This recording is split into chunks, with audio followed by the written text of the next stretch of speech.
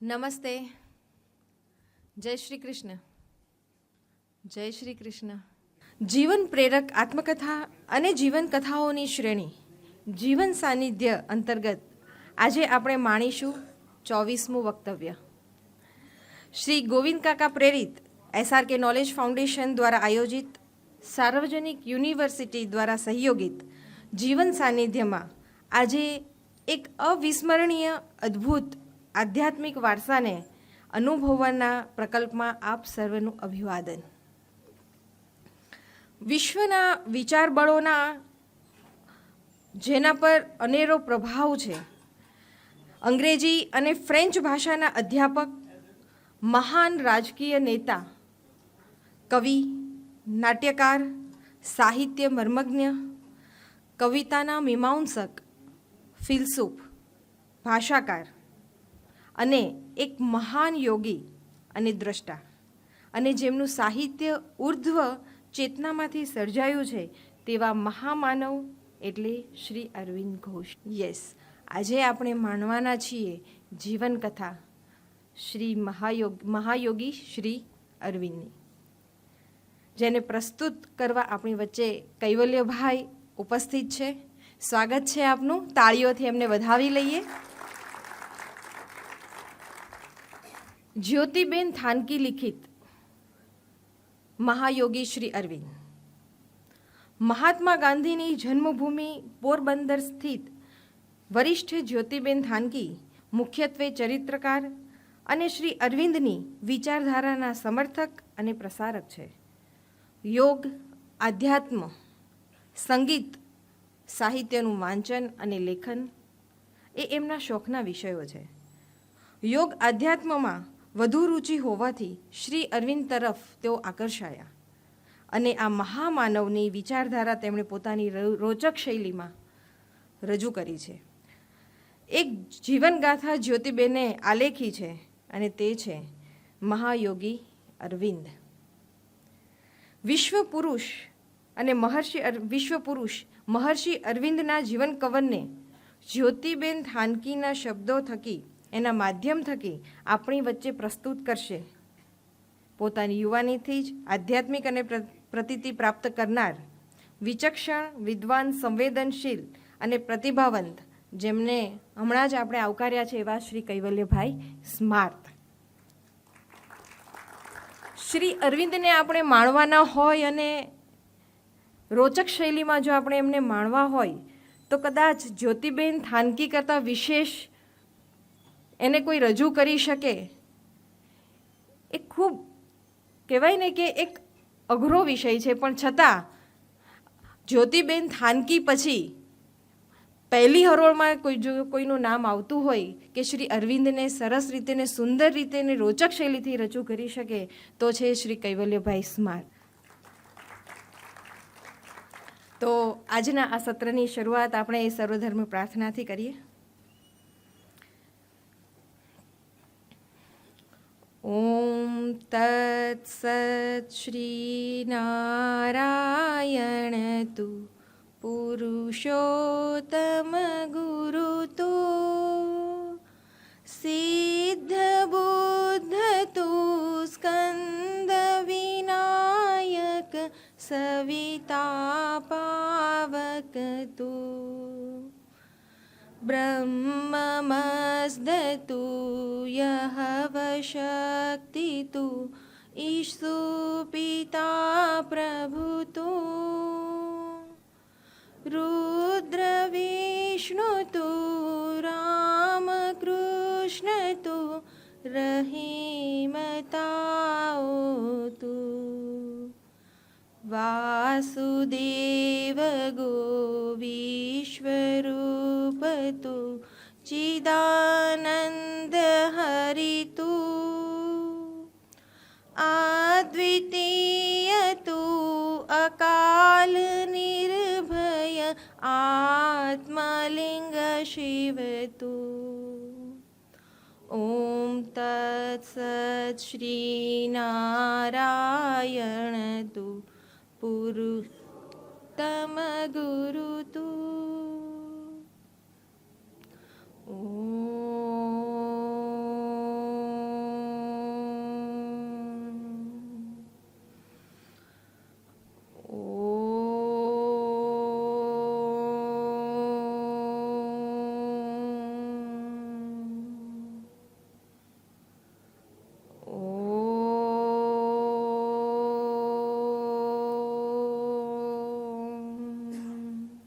સતત 52 અઠવાડિયા ચાલનારી આ જીવન સાનિધ્ય શ્રેણીનું આ 24મું વક્તવ્ય અને આપણો આ જે કાર્યક્રમ છે એની પ્રણાલીને આગળ વધારીએ.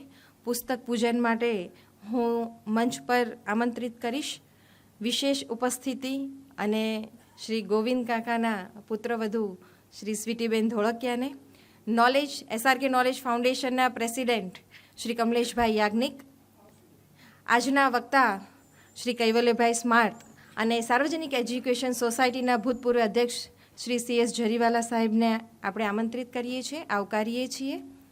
જીવન રૂપી જે કોઈ ગ્રંથ છે કે જેના થકી આપણે જીવન જીવવાનો એક પ્રેરક માર્ગ મળે છે એવા શ્રીમદ ભગવદ્ ગીતા પુસ્તકનું પૂજન થઈ રહ્યું છે. મંચસ્થ મહાનુભાવોને આપણે વિનંતી કરીશું કે આજના આપણા વક્તા શ્રી કૈવલ્યભાઈ સ્માર્તનું એક હરિયાળા મોમેન્ટો એટલે કે એક છોડથી એમનું સ્વાગત સન્માન કરશે, અભિવાદન કરશે. ફરીથી આપણી તાળીઓ થવી જોઈએ.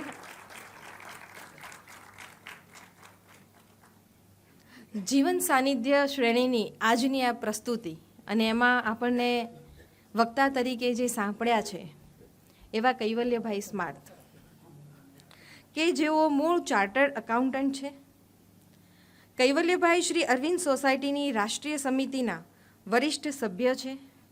ગીતા, ઉપનિષદ અને અન્ય ભારતીય શાસ્ત્રોના તેઓ અભ્યાસુ છે. દેશની આધ્યાત્મિક, સાંસ્કૃતિક અને પ્રગતિશીલ વિચાર વિમર્શના કેન્દ્ર તરીકેની ઓળખ ધરાવતા શ્રી અરવિંદ સોસાયટીમાં તેઓનો સિંહ ફાળો છે. સમગ્ર વિશ્વમાં કરોડો લોકોને પ્રેરિત કરનાર શ્રી અરવિંદના અનોખા વ્યક્તિત્વને ઓળખીએ. ચિંતનશીલ વિચારક એવા આપણા શ્રી કૈવલ્યભાઈ સ્માર્તને પોતાના ઉમદા વિચારો રજૂ કરવા માટે આમંત્રિત કરીએ છીએ, આવકારીએ છીએ. શ્રી કૈવલ્યભાઈ સ્માર્ત. નમસ્તે. અત્રે ઉપસ્થિત આપ સર્વને હું હૃદયપૂર્વક નમસ્કાર કરું છું. ઘણા પરિચિત ચહેરાઓ છે અને ઘણા એક્સેપ્શનલી પરિચિત ચહેરાઓમાં એક વિશેષ ચહેરો પણ છે. ઘણા વર્ષો પહેલાં સુરતની અંદર સમૃદ્ધિના હોલમાં શિશિરકુમાર ઘોષ નામના વક્તાને વક્તવ્ય માટે આમંત્રણ આપવામાં આવ્યું હતું. જૂના જમાનાના શ્રી અરવિંદના અનુયાયી અને તે જમાનામાં ટાઈમ્સ ઓફ ઇન્ડિયામાં લખનારા ખૂબ પ્રખ્યાત શિશિર દા કહેતા અમે એમને. એમણે વાત શરૂઆત કરી તે વખતે એમ કહ્યું હતું કે મારા મિત્રો એમ કહે છે કે Shishir, when you begin it is first class, always all right, but ultimately it is Madras Express going to Pondicherry. એ વાક્ય મને યાદ રહી ગયું છે કારણ કે મારા પોતાના કિસ્સામાં પણ અલ્ટિમેટલી કંઈક એવું જ બનતું આવ્યું છે કે it is Madras express ultimately going to Pondicherry. જે રીતે પોન્ડિચેરીનો સંપર્ક થયો, જે રીતે અદ્ભુત માતા પિતા નાનપણથી આશ્રમ જોડે જોડાયા હતા મારા અને આશ્રમનો સંપર્ક થયો અને જે રીતે શ્રી માતાજીના ખૂબ મારી નાની વયમાં દર્શન પ્રાપ્ત થયા, જે ચાલુ રહ્યા, એને લીધે જ્યારે મને શ્રી અરવિંદ વિશે બોલવાનું કહેવામાં આવે ત્યારે મને એમ થાય કે આ તો સૌથી વધારે પ્રિય વિષય છે, સૌથી વધારે પ્રિય વિષય છે. અને જ્યારે વિષય ખૂબ પ્રિય હોય ત્યારે સામાન્ય રીતે ઘડિયાળ તરફ દ્રષ્ટિ કરવાનું અઘરું પડતું હોય છે. પણ યાદ રાખજો, હું અહીં આધ્યાત્મિક અત્યાચાર માટે આવ્યો નથી. હું બરાબર મારો વિષય સમજું છું. હું બરાબર મારી સમયની મર્યાદા પણ સમજું છું અને કેટલી ફૂલટોસ બોલિંગ થાય, કેટલા બાઉન્સર નખાય અને કઈ રીતે શ્રોતાઓ પણ ફટકા મારી શકે એ રીતની આપણે કંઈક સંગોષ્ઠીમાં પ્રવેશ કરીશું. ખૂબ સરસ વસ્તુ એ છે કે બેને જે શરૂઆતમાં વાત કરી તો શ્રી અરવિંદ વિશે પણ એમણે વાત કરી દીધી છે, જ્યોતિબેન થાનકી વિશે પણ વાત કરી દીધી છે અને આ પુસ્તક વિશે પણ વાત કરી દીધી છે.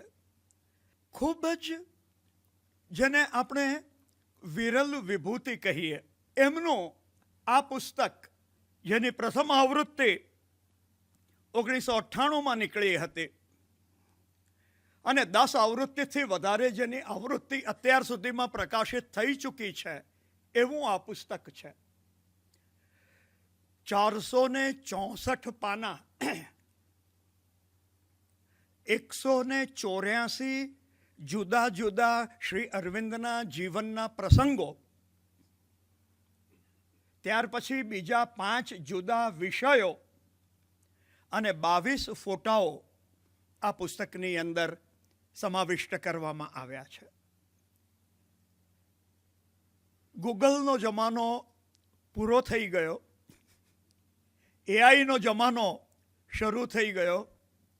શ્રી અરવિંદ વિશે સમજવું હોય કે કોઈ પણ વ્યક્તિ વિશે સમજવું હોય, 2 બટન દબાવીએ કે સંપૂર્ણ માહિતી આપણી પાસે હાજર થઈ જાય અને તેમાં પણ તમે આટલા પ્રેમથી સારી રીતે અહીં શ્રી અરવિંદના નામથી આકર્ષાઈને આવ્યા.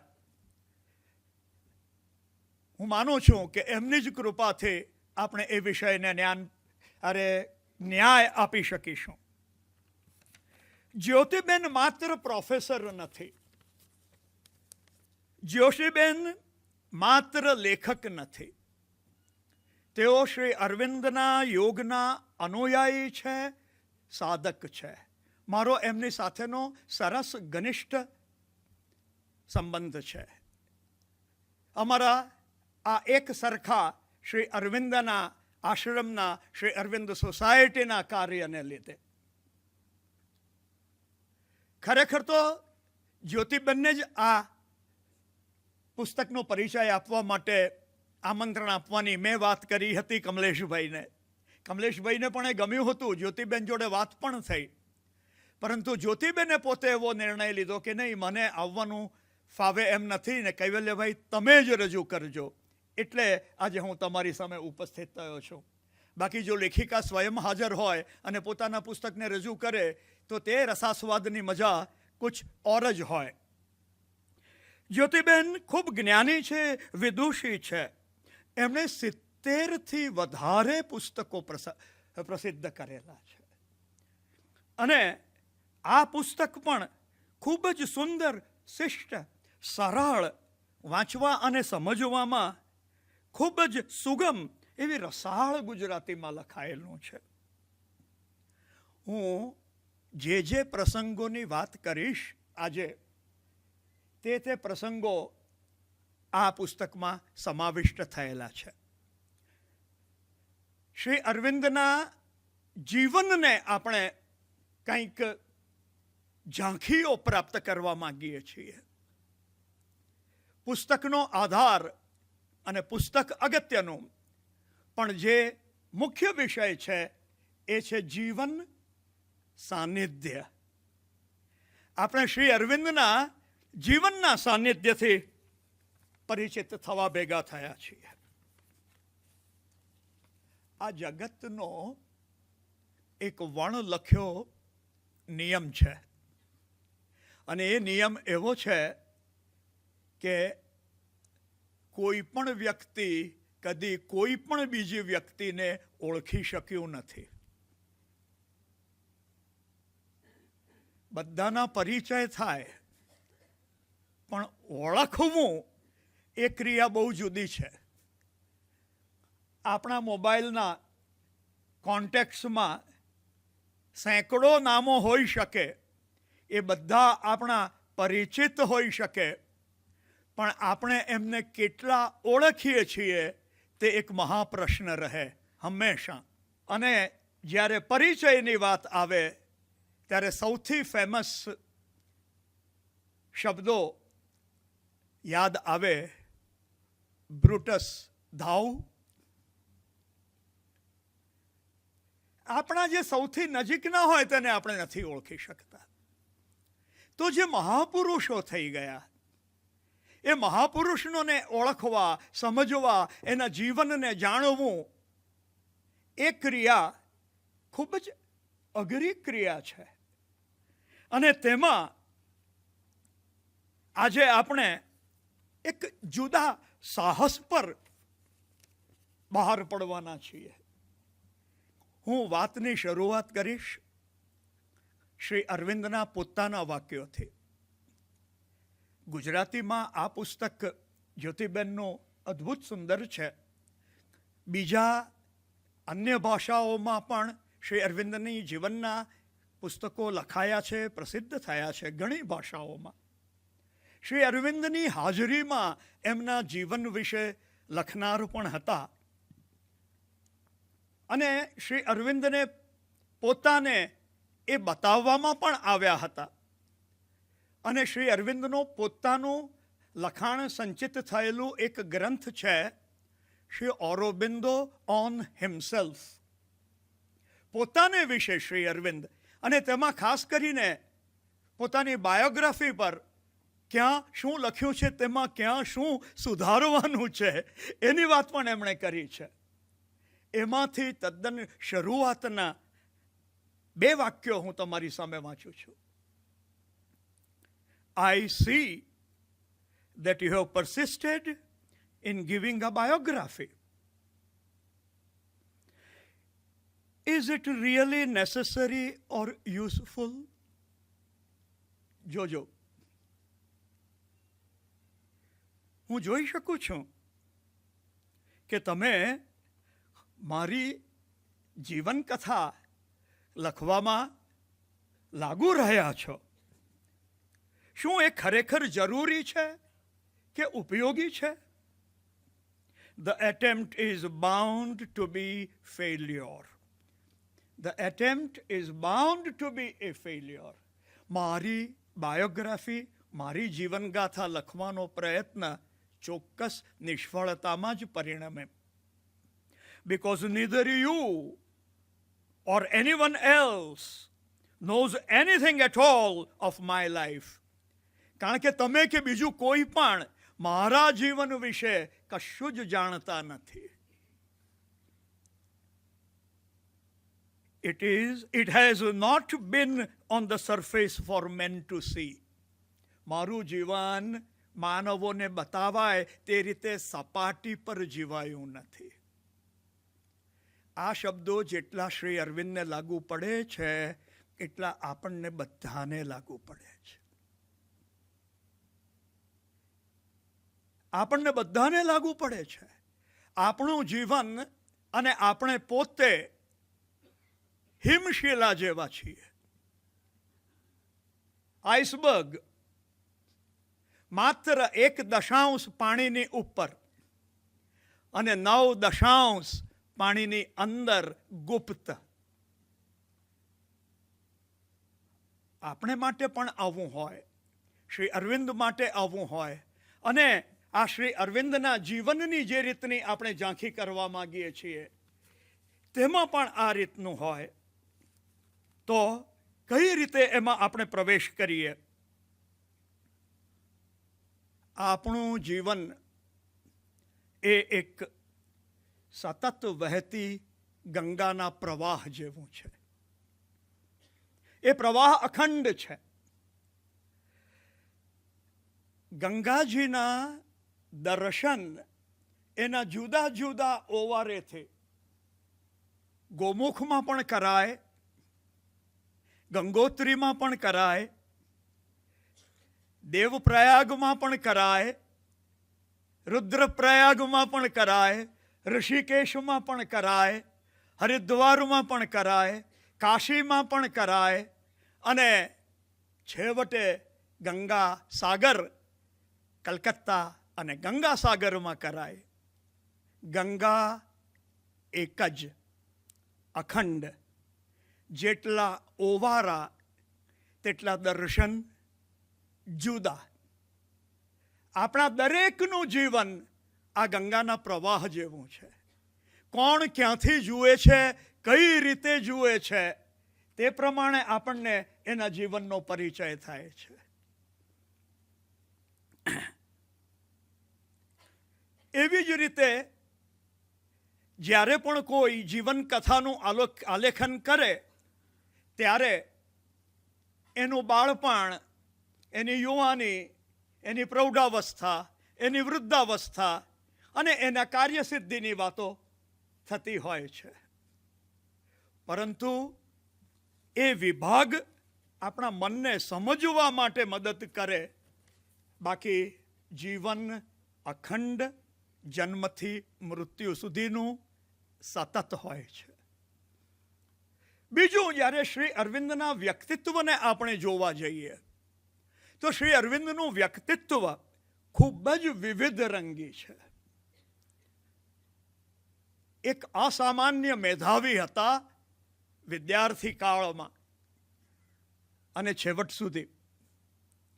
કવિ હતા, ભારતની સ્વતંત્રતામાં સશસ્ત્ર ક્રાંતિના ક્રાંતિકારી હતા, વિપ્લવવાદી હતા. પત્રકાર હતા, ભારતની સ્વતંત્રતા માટે મેગેઝિન્સમાં લખતા હતા. લેખક હતા, ખૂબ લખ્યું છે. મહાયોગી હતા, આર્ષ દ્રષ્ટા હતા, પૂર્ણ યોગના પ્રણેતા હતા, દિવ્ય જીવનના ઉદ્ગાતા હતા, અવતારી પુરુષ હતા. આ તમામ વિષય પર એટલું બધું સાહિત્ય ઉપલબ્ધ છે એમને વિશે કે એક વિષય પર જુદા જુદા લેખકોએ ઘણા પુસ્તકો લખ્યા છે. આ વ્યક્તિને 45 મિનિટ, 1 કલાક, સાંજે 7, સવા 7 સુધી અને પછી પ્રશ્નોત્તરીમાં પામી લેવા, એ મને યાદ આવે છે વડોદરાના અમારા કેન્દ્રમાં એક વખત આપણા ગુજરાતના ખૂબ જાણીતા સાહિત્યકાર ગુણવંતભાઈ શાહને શ્રી અરવિંદ વિશે બોલવા માટે આમંત્રણ આપવામાં આવ્યું હતું. અને એમની ભાષા અને એમનું ગુજરાતી પરનું પ્રભુત્વ ખૂબ જુદી જાતનું. એમણે શરૂઆત એવી રીતે કરી હતી કે શ્રી અરવિંદને વિશે વાત કરવી એટલે આકાશને ગલેફ ચડાવવો. શ્રી અરવિંદ વિશે વાત કરવી એટલે આકાશને ગલેફ ચડાવવો. એક તકિયો, અને તેમાં સેજ ગલેફ જો નાનો હોય તો એ તકિયા પર ગલેફ ચડાવવાનું કેટલું જોર કાઢવું પડે. એમની એક પુસ્તક છે ગુણવંતભાઈ શાહનું લખેલું શ્રી અરવિંદ વિશે. એમણે એ પુસ્તકનું શીર્ષક આપ્યું છે શક્યતાના શિલ્પી શ્રી અરવિંદ. કારણ કે શ્રી અરવિંદે શક્યતાઓ નક્કર કંડારી છે. આપણે જે રીતે આગળ વધીએ તે રીતે શ્રી અરવિંદને સમજવાનો પ્રયત્ન કરીશું. એમના બાળપણથી શરૂઆત કરીને, એમના વિદ્યાર્થી કાળથી શરૂઆત કરીને મહાયોગી તરીકેના એમના સમગ્ર જીવનનું આપણે કંઈક વિહંગાવલોકન કરીશું. શ્રી અરવિંદ વિશે એટલું બધું રિસર્ચ કામ કરવામાં આવ્યું છે. ઘણા પીએચડી થયા છે શ્રી અરવિંદના જુદા જુદા પુસ્તકોનો અભ્યાસ કરીને, શ્રી અરવિંદના જીવનનો અભ્યાસ કરીને. રિસર્ચનું કામ એવું મોટું કર્યું છે કે બાળપણથી અંત સુધી એ ક્યાં હતા તેની બધી દસ્તાવેજી માહિતી ખૂબ ખંતપૂર્વક આશ્રમમાં એકત્રિત કરવામાં આવી છે અને એ માહિતી ખૂબ સારી રીતે ઉપલબ્ધ છે. સામાન્ય રીતે જ્યારે આપણે એમ જોઈએ કે કોઈ મહાવિભૂતિ, કોઈ મહાયોગીની આત્મકથાની વાત હોય તો આપણને એમ કહેવામાં આવે કે એમનો જન્મ એક ખૂબ ધાર્મિક પરિવારમાં થયો હતો. એના માતા પિતા ખૂબ ધાર્મિક હતા અને બાળપણથી જ એમને ધર્મના ખૂબ સારા સંસ્કાર પ્રાપ્ત થયા હતા. એ વાત શ્રી અરવિંદના બાળપણમાં લાગુ પડતી નથી. શ્રી અરવિંદના પિતા સંપૂર્ણપણે વિદેશી રંગથી રંગાયેલા હતા અને શ્રી અરવિંદને ભારતીય સંસ્કૃતિની સેજ પણ છાપ પડવી નહીં જોઈએ એની એમણે કાળજી રાખી હતી. મારા બાળકને ભારતીય સંસ્કૃતિની છાપ નહીં પડવી જોઈએ, વિદેશી સંસ્કૃતિની છાપ બ્રિટિશ બનાવવા માંગતા હતા. અને તેથી શ્રી અરવિંદને તદ્દન બાળપણમાં જ કોન્વેન્ટ સ્કૂલમાં મૂકી દેવામાં આવ્યા. અને થોડા વર્ષો કોન્વેન્ટ સ્કૂલમાં ભણ્યા પછી તરત જ એમને લંડનની સ્કૂલમાં મોકલી દેવામાં આવ્યા અને લંડનમાં એમણે અભ્યાસ કર્યો. એમની કોલેજ હતી કેમ્બ્રિજ કોલેજ. એ કેમ્બ્રિજના વિદ્યાર્થી હતા અને કેમ્બ્રિજ કોલેજમાં સારામાં સારી રીતે જે એમનો આર્કાઇવ્સ ડિપાર્ટમેન્ટ છે એમાંથી સંશોધન કરીને શ્રી અરવિંદના પરીક્ષાના પેપરો અને તેમના પ્રોફેસર્સના ઓપિનિયન્સ લેવામાં આવ્યા છે. એમાંના એક પ્રોફેસરનું કહેવું એવું હતું કે આ રીતના ઉત્તરો મેં મારી જિંદગીમાં જોયા નથી. શ્રી અરવિંદના એ વિદ્યાર્થી કાળમાં એઓ ગ્રીક શીખ્યા, લેટિન શીખ્યા, અંગ્રેજી શીખ્યા અને સંપૂર્ણ ખ્રિસ્તી પરિવારમાં એમનો ઉછેર થયો. પરંતુ વિધિના લખિયા લેખ લલાટે મિથ્યા નહીં થાય. જે એમણે કાર્ય કરવાનું હતું એ અંદરથી જે તૈયાર કરીને આત્મા જન્મ્યો હતો. તેઓ લંડનમાં વિદ્યાર્થી હતા ત્યારે જ ઉપનિષદ વાંચવાની શરૂઆત કરી. ઉપનિષદ વાંચવાની શરૂઆત કરી અને એમણે પોતે ખૂબ પ્રમાણિકતાથી લખ્યું છે કે એ ઉપનિષદ વાંચતી વખતે સર્વપ્રથમ એમને mental experience of the Atman, આત્મા વિશે માનસિક બૌદ્ધિક અનુભવ પ્રાપ્ત થયો. દેટ ધ સોલ, આત્મા, આપણે બધા એક આત્મ સ્વરૂપો છીએ. એને એ બહુ મોટો આધ્યાત્મિક અનુભવ તરીકે રજૂ કરતા નથી.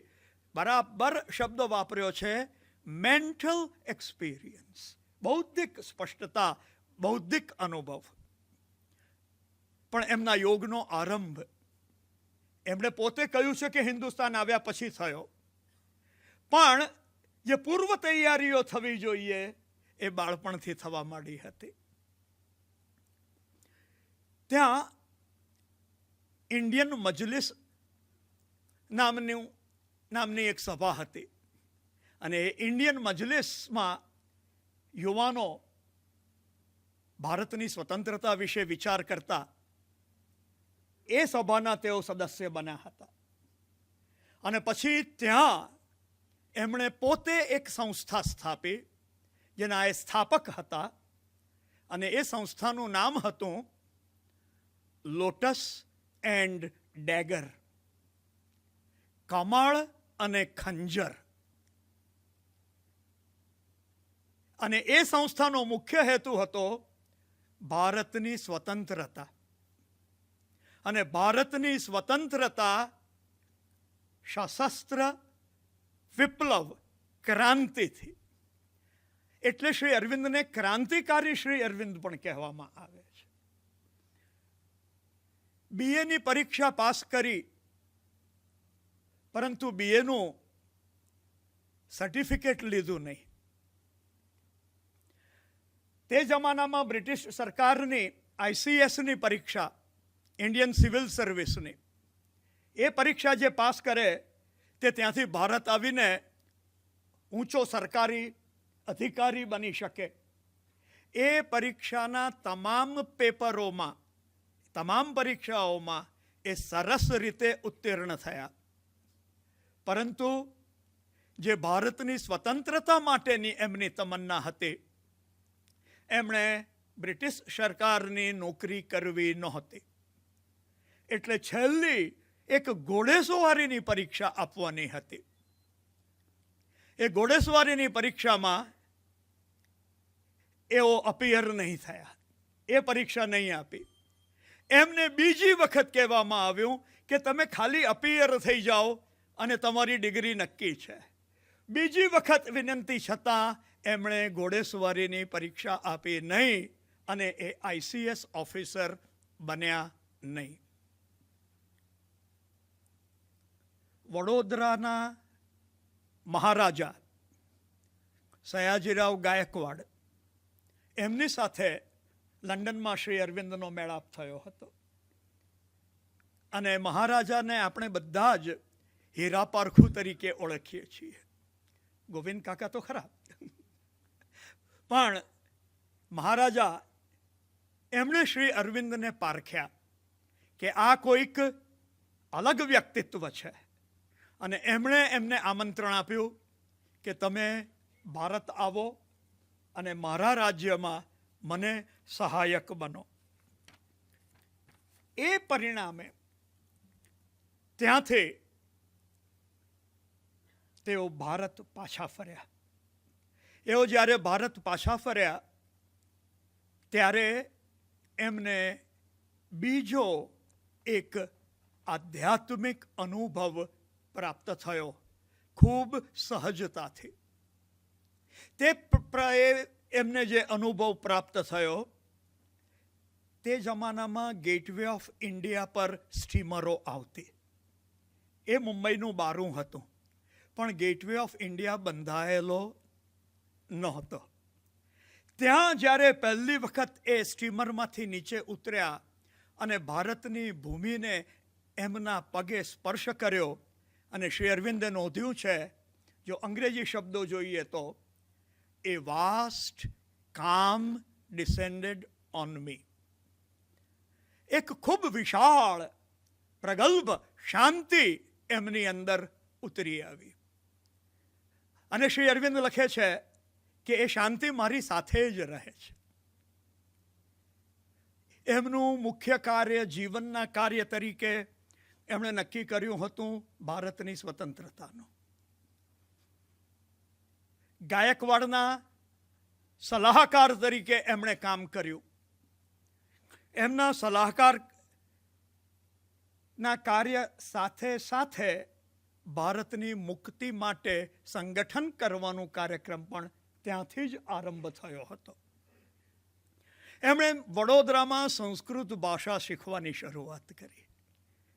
એમના માટે કલકત્તાથી ખાસ પ્રોફેસર સંસ્કૃત શીખવવા માટે એમની પાસે આવીને રહ્યા. હું બહુ સુનિશ્ચિતપણે નથી કહી શકતો, પણ મેં એવું સાંભળ્યું છે કે શ્રી અરવિંદ લગભગ 16 ભાષાઓ જાણતા હતા.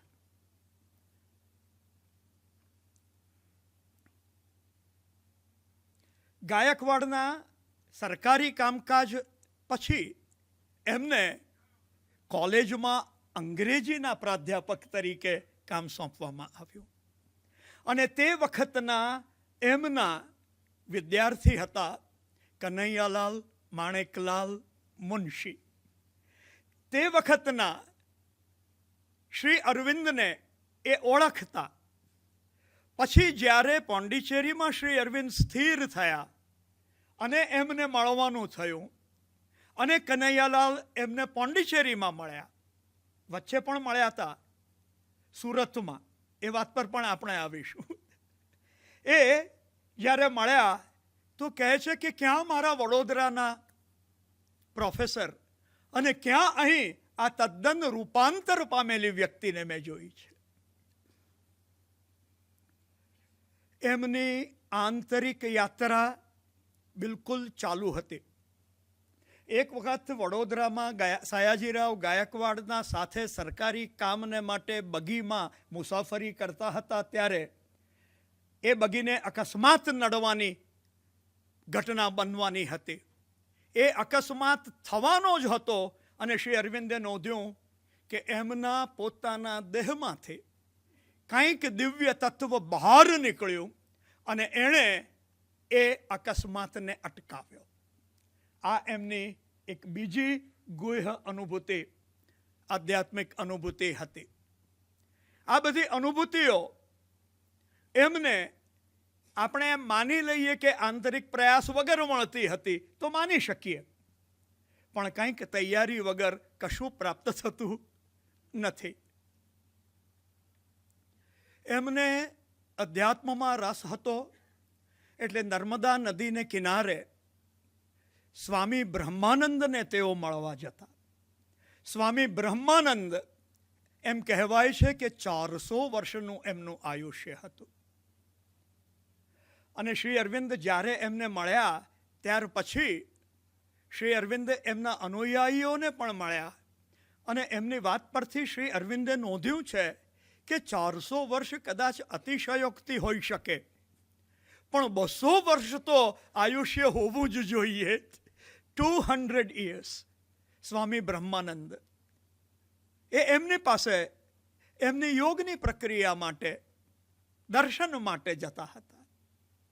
એવી જ રીતે એક વખત નર્મદા નદીના તટ પર જ્યારે શ્રી અરવિંદ કરનાળી ગામમાં ગયા, આપ લોકોએ નામ સાંભળ્યું હશે, કરનાળી.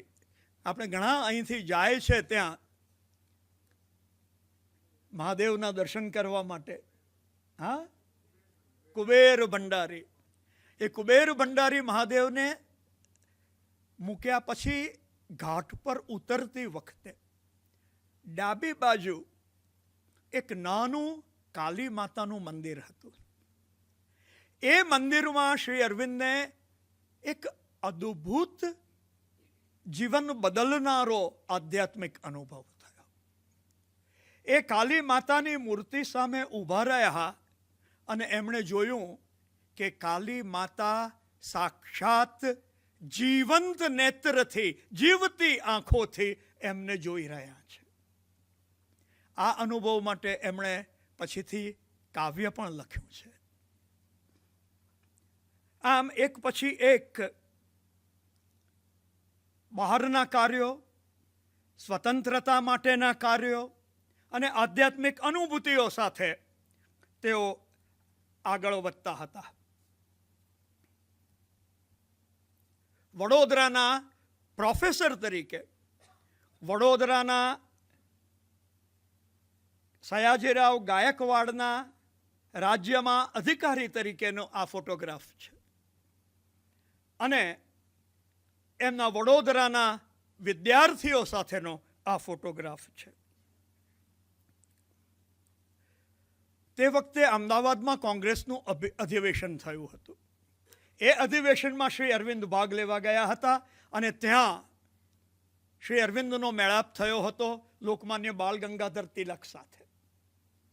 એ લોકમાન્ય બાલ ગંગાધર તિલક સાથે પછીથી જે ક્રાંતિકારી કાર્ય એમણે કર્યું તેની નીવ, તેનો પાયો અહીં રચાયો હતો.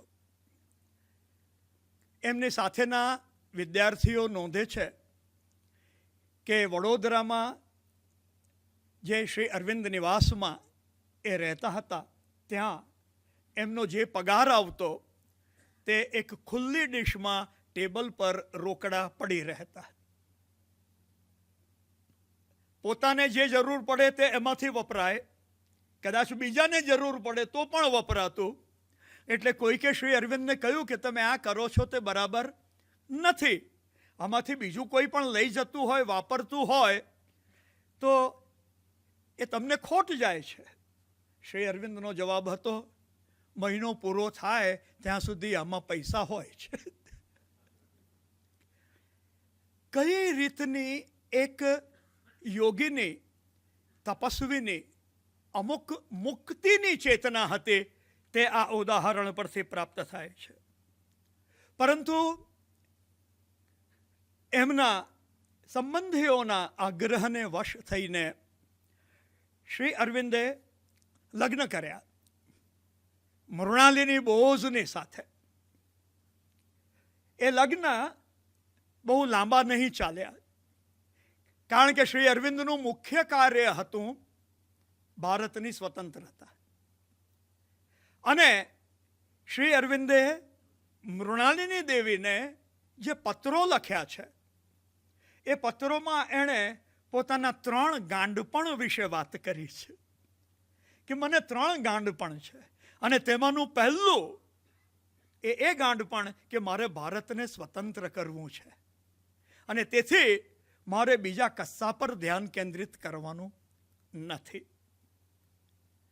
આ મૃણાલિની દેવી કલકત્તા રહેતા જ્યારે શ્રી અરવિંદ કલકત્તાથી પોંડિચેરી આવી ગયા પછી, પણ જ્યારે વડોદરામાં હતા અને આ લગ્ન થયા તો એક વખત સયાજીરાવ ગાયકવાડની સાથે શાસકીય કાર્યને માટે કાશ્મીર જવાનું થયું અને કાશ્મીર મૃણાલિની દેવીને લઈને ગયા હતા. પરંતુ કાશ્મીરમાં એક જગ્યા છે, તમારામાંથી પણ જે લોકો ગયા હશે તે જાણતા હશે ખૂબ સારી રીતે. એ જગ્યાનું નામ છે શંકરાચાર્ય હિલ. એને ત્યાંના લોકો સામાન્ય રીતે તખ્તે સુલેમાનના નામથી ઓળખે છે. એની ઉપર એક શંકર ભગવાનનું સુંદર મંદિર છે. જ્યારે શ્રી અરવિંદ એ શંકરાચાર્ય હિલ પર ગયા, શંકરાચાર્યએ ત્યાં રહીને તપસ્યા કરી હતી અને શ્રી અરવિંદને ત્યાં એક પરમ સાક્ષાત્કાર પ્રાપ્ત થયો, આધ્યાત્મિક સાક્ષાત્કાર. અને તે સાક્ષાત્કાર હતો વેકન્ટ ઇન્ફિનિટ. શ્રી અરવિંદ આ શબ્દ વાપરે છે, અનંત શૂન્ય નિહિલ. એ સાક્ષાત્કાર એમને શંકરાચાર્યની હિલ પર પ્રાપ્ત થયો. જોજો ક્રાંતિકારી જીવે છે, જોજો લગ્ન કર્યા છે, જોજો શાસનના કામમાં વડોદરામાં ચાલુ છે અને આધ્યાત્મિક યાત્રા એક પછી એક શિખરો સર કરતી જાય છે. વડોદરામાં ક્રાંતિકારી કાર્ય કરવામાં એમને એમ લાગ્યું કે તેઓ કલકત્તા જશે તો કલકત્તાની પ્રજા સાથે આ કાર્ય વધારે સારી રીતે થઈ શકશે. એટલે વડોદરાની માતબર નોકરી છોડીને કલકત્તાના ઓછા પગારવાળી નોકરી લઈને તેઓ કલકત્તા ચાલી ગયા. કલકત્તામાં જે નવી કોલેજ ખુલેલી હતી એ કોલેજમાં એઓ પ્રોફેસર તરીકે નિયુક્ત થયા. ત્યાં એમણે સિક્રેટ સોસાયટીની સ્થાપના કરી અને એ સિક્રેટ સોસાયટીના સભ્ય થવા માટેનો એક નિયમ એવો હતો કે તમારે તમારા પોતાના લોહીથી ભારત માતાની સ્વતંત્રતા માટે શપથ ગ્રહણ લખવા પડે. તેમની સાથીદારો હતા જેઓ બોમ્બ બનાવવાની ક્રિયા શીખવાના પ્રયત્નમાં લાગ્યા. તેઓએ બોમ્બ બનાવ્યો. એક વખત બોમ્બ નહીં ફૂટ્યો. એક વખત બોમ્બ એ લોકોએ બ્રિટિશ અધિકારીના રસાલા ઉપર ફેંક્યો અને ત્યાં ખોટી બગી પર પડીને ફૂટ્યો. પણ એમનું આ કાર્ય સિક્રેટ સોસાયટીનું ચાલુ હતું. કલકત્તામાં એમણે ક્રાંતિકારી લેખો લખવા માંડ્યા અને એ લેખો લખીને એમણે સમાજને ભારતની સ્વતંત્રતા માટે જાગૃત કરવાની શરૂઆત કરી દીધી. એ સ્વતંત્રતાના અભિયાનમાં દેશદ્રોહનો આરોપ એમની પર મૂકવામાં આવ્યો અને એમની ધરપકડ કરવામાં આવી. પરંતુ અસામાન્ય મેધાવી એવા શ્રી અરવિંદ એ રીતે લખતા હતા કે એની ઉપરનો આરોપ પુરવાર થઈ શક્યો નહીં. એક વ્યક્તિએ પીએચડી કર્યું છે પત્રકાર શ્રી અરવિંદ એ વિષય પર. એમના જે લેખો સ્વતંત્રતાની ચળવળ માટેના તે લેખોના અનુસંધાનમાં પરંતુ ક્રાંતિકારી પ્રવૃત્તિ ચાલુ રહી અને એના જ એક ભાગ રૂપે કોંગ્રેસની અંદર બે વિભાજન સાયકોલોજીકલ વૈચારિક પડ્યા, મોડરેટ્સ એન્ડ રેડિકલ્સ, જહાલ અને મવાળ. એક વિભાગ હતો જે રેઝોલ્યુશન પાસ કરીને સ્વતંત્રતા માગતો હતો બ્રિટિશર્સ પાસે, અને બીજો વિભાગ હતો શ્રી અરવિંદનો, જેઓ સશસ્ત્ર ક્રાંતિથી ભારતને મુક્ત કરવા માંગતા હતા. સહેજ વાત કરી દઉં તો આડી નહીં કહેવાય. જ્યારે શ્રી અરવિંદ સંપૂર્ણ સશસ્ત્ર ક્રાંતિની વાત કરતા હતા ત્યારે સુભાષચંદ્ર બોઝ 10 વર્ષના હતા, અને સુભાષચંદ્ર બોઝે લખ્યું છે કે શ્રી અરવિંદના લેખો વાંચવા માટે અમે આતુર રહેતા હતા, અને એના લેખ આવે એટલે અમે ભેગા થઈને સાથે વાંચતા હતા. સુભાષચંદ્ર બોઝનું એ વિધાન તમને આજે પણ ઉપલબ્ધ થશે. આ બે વિભાગ પડ્યા, તેની સાથે સુરતમાં કોંગ્રેસના અધિવેશનની વાત આવી, અને શ્રી અરવિંદે નક્કી કર્યું કે આ સુરતના કોંગ્રેસ અધિવેશનમાં સ્પષ્ટતા થઈ જવી જોઈએ કે ભારતની સ્વતંત્રતા બ્રિટિશ સરકાર પાસે ભીખ માંગીને થઈ શકે નહીં, બાળ પ્રયોગ કરીને આપણે મેળવવી જોઈએ. આ અત્યારે જે ચિત્ર તમારી સામે છે એ સુરતની કોંગ્રેસનું ચિત્ર છે. સુરતની અંદર શ્રી અરવિંદ આવ્યા હતા એ 1907માં, અને 1907માં 24મી ડિસેમ્બરથી 31 ડિસેમ્બર સુરતમાં રહ્યા હતા. આ જે ફોટોગ્રાફ દેખાય છે તેમાં શાલ ઓઢીને બેઠેલા જે છે તે શ્રી અરવિંદ છે. એમની પાસે હાથમાં લાકડી લઈને જે બેઠેલા છે એ લોકમાન્ય બાલ ગંગાધર તિલક છે. એમની બીજી બાજુ દાઢી અને ફેટા સાથે જે છે એ છે જે સૌથી મોટા ક્રાંતિકારી તરીકે ફાંસીને માચડે ચડી ગયા હતા, સરદારજી ભગતસિંહ, વીર ભગતસિંહના કાકા. આ સ્વતંત્રતાની વાતો એ જમાનામાં થતી હતી જ્યારે જવાહરલાલ નહેરુ બ્રિટનમાં ભણતા હતા, જ્યારે સરદાર વલ્લભભાઈ પટેલ બેરિસ્ટ્રી કરતા હતા, જ્યારે ગાંધીજી આફ્રિકામાં બેરિસ્ટ્રી કરતા હતા, જ્યારે એ લોકો સ્વતંત્રતાના સંગ્રામમાં હજુ દાખલ થયા નહોતા, તે સમયની પૂર્ણ સ્વાતંત્ર્યની વાત શ્રી અરવિંદ કરતા હતા. અને એમના પગ પાસે જે બેઠા છે એ મિસ્ટર ખાપરડે છે, અને પાછળ જે કાળા વસ્ત્રમાં ઊભા છે, કાળો મોટો કોટ પહેરીને, એ સુરતના કુંવરજી દેસાઈ છે. સુરતમાં કોંગ્રેસનું અધિવેશન ભરાયું, તેમાં આગળથી આવીને તિલક, ખાપરડે અને શ્રી અરવિંદે પોતાના પક્ષના કાર્યકરોને સંબોધનો કર્યા, અને એ સંબોધનો સુરતની અંદર મોતીબાગ કરીને જે વાડી છે આપણી, તે એરિયાના એક વાડીમાં થતા હતા. બાલાજી હાઈસ્કૂલના આંગણમાં બાલાજીના ટેકરા પર એ સભાઓ થતી હતી. આ એ સભાનો ફોટો છે. ટેબલ પર હાથ મૂકીને જે બેઠા છે એ શ્રી અરવિંદ છે, અને જે ઊભા રહીને બોલી રહ્યા છે એ લોકમાન્ય બાલ ગંગાધર તિલક છે. સુરતમાં ઐતિહાસિક ઘટના બની. કોંગ્રેસના અધિવેશનમાં ચંપલો ફેંકાઈ, ખુરશીઓ ફેંકાઈ, મંચ પર લોકો ધસી ગયા, મંચ તૂટી ગયો અને સભા અનિર્ણાયક રીતે મુલતવી રહી. સુરતના આખા પ્રસંગને માટે અમે એક પુસ્તક પ્રસિદ્ધ કર્યું છે, સુરતમાં શ્રી અરવિંદ.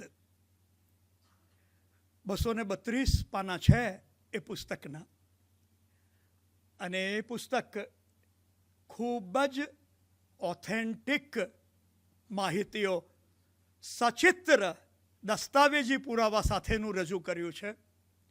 તમને બધાને વિનંતી છે કે આ કાર્યક્રમ પૂરો થાય એટલે દરેકને કુટુંબ દીઠ એક કોપી આ પુસ્તકની ભેટ તરીકે આપવામાં આવશે. એટલે સુરતના અધિવેશન વિશે, સુરતમાં શ્રી અરવિંદના કાર્ય વિશે આપણે વધારે વાત કરીએ તો રસ પડે, પણ એ વાત આપણે કરતા નથી. એ વાત આપણે અહીં અટકાવી દઈએ છીએ. અને એટલું પણ હું તમને કહું કે જે પુસ્તકને લઈને આપણે આ કાર્યક્રમમાં હાજર થયા છીએ, જ્યોતિબેન થાનકીના, એમના ભાઈ અત્યારે આપણી વચ્ચે સાંભળવા માટે બિરાજમાન છે. અને સુરતમાં શ્રી અરવિંદ એ ગ્રંથ જેમણે લખ્યો છે એ મારા બેન હિરણમયીબેન, એ પણ અત્યારે આપણી વચ્ચે હાજર છે.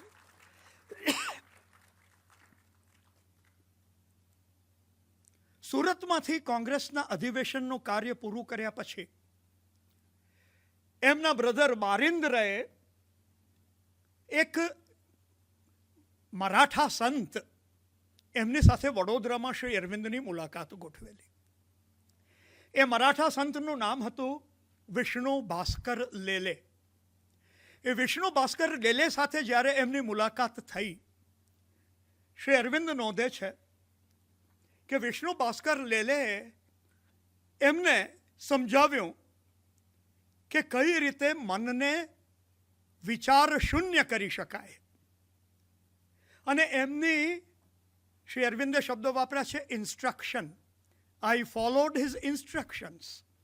એમની સૂચના એમણે અનુસરી એમની હાજરીમાં, અને તેને લીધે તેઓ સંપૂર્ણપણે વિચાર રહિત મન, જેને આપણે નિર્વાણની અવસ્થા કહીએ, એ નિર્વાણની અદ્ભુત અનુભૂતિ એમને વડોદરામાં પ્રાપ્ત થઈ. આ એક પ્રચંડ આધ્યાત્મિક પરિવર્તન હતું.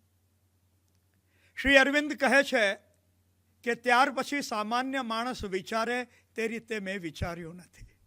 આખી પ્રક્રિયા વિચારવાની બદલાઈ ગઈ. વિચાર શબ્દ જુદો, એ એક નિર્વાણની અનુભૂતિ એમને ત્યાં પ્રાપ્ત થઈ ગઈ હતી. ત્યાર પછી જ્યારે તેઓ કલકત્તા પાછા ગયા સુરતના અધિવેશન પછી, તો ત્યાં એમની ધરપકડ કરવામાં આવી. બોમ્બ ફોડવામાં આવ્યો હતો એમની સિક્રેટ સોસાયટી દ્વારા. એમણે એક સિક્રેટ સોસાયટીની રચના કરી હતી, અને એ સિક્રેટ સોસાયટીની રચના આ ક્રાંતિકારી સશસ્ત્ર બળવાને માટેની હતી. શ્રી અરવિંદ જે મકાનમાં રહેતા હતા ત્યાં બ્રિટિશ પોલીસ આવી અને એમની ધરપકડ કરી, અને બોમ્બ બનાવવાના કેસમાં એમને જેલમાં મૂકી દેવામાં આવ્યા. 1 વર્ષ સુધી એમને અંડર ટ્રાયલ પ્રિઝનર તરીકે સોલિટરી કન્ફાઇનમેન્ટ, એકાંત કોટડીમાં રાખવામાં આવ્યા. એ એકાંત કોટડીમાં જે ફોટા લેવામાં આવે કેદીઓના, તેમાંનો આ એક ફોટો છે શ્રી અરવિંદનો. અને આ બીજો ફોટો જે છે એ એકાંત કોટડીનો છે. બહાર આટલો ખુલ્લો વાડો, પછી તોતિંગ દરવાજો, અને 8 ફૂટ બાય 8 ફૂટની કોટડી, અને તેમાં એક પણ બારી નહીં અને કોઈ બીજી જગ્યાએથી કોઈ ક્રિયા કરવાની નહીં. આ એકાંત કોટડીમાં એમને 1 વર્ષ અંડર ટ્રાયલ પ્રિઝનર, જેની પર કેસ ચાલી રહ્યો છે, એવા કેદી તરીકે રહેવાનું થયું. શ્રી અરવિંદ કહે છે કે મને ફરીથી મારા હાથમાં ગીતા મૂકવામાં આવી. એમણે ત્યાં ગીતાનો અભ્યાસ કર્યો. શ્રી અરવિંદ નોંધે છે, સ્વામી વિવેકાનંદ પોતે શ્રી અરવિંદ સામે પ્રગટ થયા અને આ પૂર્ણ યોગના અઘરા અમુક વિષયોને માટે સ્વામી વિવેકાનંદે શ્રી અરવિંદને માર્ગદર્શન આપ્યું. આ ક્રિયા કલકત્તાના જેલની એકાંત કોટડીમાં બન્યું અને તેના કરતાં પણ વિશેષ પ્રગલ્ભ પ્રચંડ અનુભવ, આધ્યાત્મિક સાક્ષાત્કાર એમને જેલમાં પ્રાપ્ત થયો. અને તેને માટે શ્રી અરવિંદે બંગાળીમાં લખ્યું છે કારા કહાની તરીકે. અંગ્રેજીમાં ટ્રાન્સલેશન થયું છે ટેલ્સ ઓફ પ્રિઝન હાઉસ. એમાં વિસ્તૃત વર્ણન છે. અને ત્યાર પછી બહાર નીકળ્યા પછી એમણે પહેલું જે પ્રવચન આપ્યું, ઉત્તરપાડા વ્યાખ્યાન, તેમાં પણ એ અનુભવનું વર્ણન છે કે જેલમાં જ્યારે એમના હાથમાં ગીતા મૂકવામાં આવી અને એમણે ફરીથી ગીતાનો અભ્યાસ કર્યો, એવો નોંધે છે ફરીથી. અને ત્યાં એમને વાસુદેવ સર્વમ એ અદ્ભુત સાક્ષાત્કાર પ્રાપ્ત થયો. શ્રી અરવિંદ નોંધે છે કે હું જે કંબલ પર સૂતો હતો તે વાસુદેવ હતા, હું જે કંબલ ઓઢતો હતો તે વાસુદેવ હતા, મારી એકાંત કોટડીના દરવાજાના સળિયા વાસુદેવ હતા, સંતરી વાસુદેવ હતા, હું જે કંબલ ઓઢતો હતો એ વાસુદેવ મને આલિંગન આપતા હતા. જ્યારે મને જેલમાં લઈ જવામાં આવ્યો, કોર્ટમાં લઈ જવામાં આવ્યો, તો ન્યાયાધીશ વાસુદેવ હતા, મારી સાથેના સહ આરોપીઓ વાસુદેવ હતા, કોર્ટમાં બિરાજમાન જજ વાસુદેવ હતા, વકીલ વાસુદેવ હતા. અને આ અનુભવ પછી એમણે પોતે પોતાના વકીલને માર્ગદર્શન આપવાનું બંધ કર્યું. અને આ જે અનુભવ છે, આપણે તો બધા ગોવિંદ કાકાને લીધે ગીતાના રસિયા, અને સાથે હું કહું છું તરસિયા, રસિયા અને તરસિયા બન્યા છીએ. ગીતાજીનો શ્લોક છે, વાસુદેવ સર્વમ ઇતિ સ મહાત્મા સુદુર્લભ. જેને વાસુદેવ જ સર્વ છે એવો જે અનુભવ સાક્ષાત્કાર થાય એ મહાત્મા ખૂબ દુર્લભ છે. એ અદ્ભુત દુર્લભ સાક્ષાત્કાર એમને અલીપોરની આ જેલમાં પ્રાપ્ત થયો. કેદી તરીકેના એમના આ ફોટા છે. કેદીને સામેથી સાઈડમાંથી ફોટા પાડવામાં આવે અને આ એમાંનો જ એક ફોટોગ્રાફ છે. એમને પોતાના થયેલા અનુભવનું વર્ણન એ કારાવાસમાંથી 1 વર્ષે તેઓ મુક્ત થયા, ફૂલ 1 year.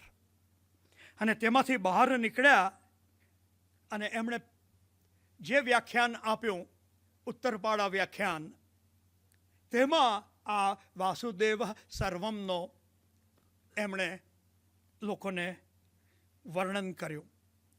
આ જે છે એ ત્યાર પછીના એમના ચિત્રો છે અમરાવતીના અને અન્ય સ્થાને ક્રાંતિકારી કાર્યોને માટે. તમને આ ચિત્રો શ્રી અરવિંદના એ 1910નું આ છેલ્લું ચિત્ર છે. ત્યાર પછી તેઓનું પોંડિચેરી જવાનું થયું. જેલમાંથી બહાર નીકળ્યા અને એમને એમ થયું, અને એમને પોતાના આંતરિક વિકાસ પર અંદરથી ખાતરી આપવામાં આવી કે ભારત ચોક્કસ સ્વતંત્ર થશે. પણ એ કઈ રીતની સ્વતંત્રતા હશે? માનવ ક્યારે સ્વતંત્ર થશે? અને એ પોકારને, એના આદેશને અનુસરીને, શ્રી અરવિંદ શબ્દ વાપરે છે આદેશ, એમના આદેશને અનુસરીને શ્રી અરવિંદે કલકત્તા છોડ્યું અને ચંદ્રનગર ગયા. ચંદ્રનગર છોડ્યું અને પોંડિચેરી ગયા. તેઓ 1910થી 1950 40 વર્ષ પોંડિચેરીમાં રહ્યા. આ જે છેલ્લો ફોટો શ્રી અરવિંદનો, જે એમણે વ્યાખ્યાન આપ્યું હતું પોતાના જેલમાંથી મુક્તિ થયા પછીનું, ત્યાર પછી એમના કોઈ ચિત્ર ઉપલબ્ધ નથી.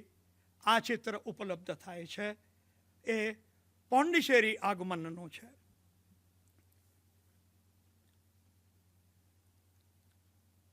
એ જે એકાંતવાસ એમણે પોંડિચેરીમાં કર્યો, એ એકાંતવાસ લગભગ 40 વર્ષ ચાલ્યો. અરે આઈ એમ સોરી,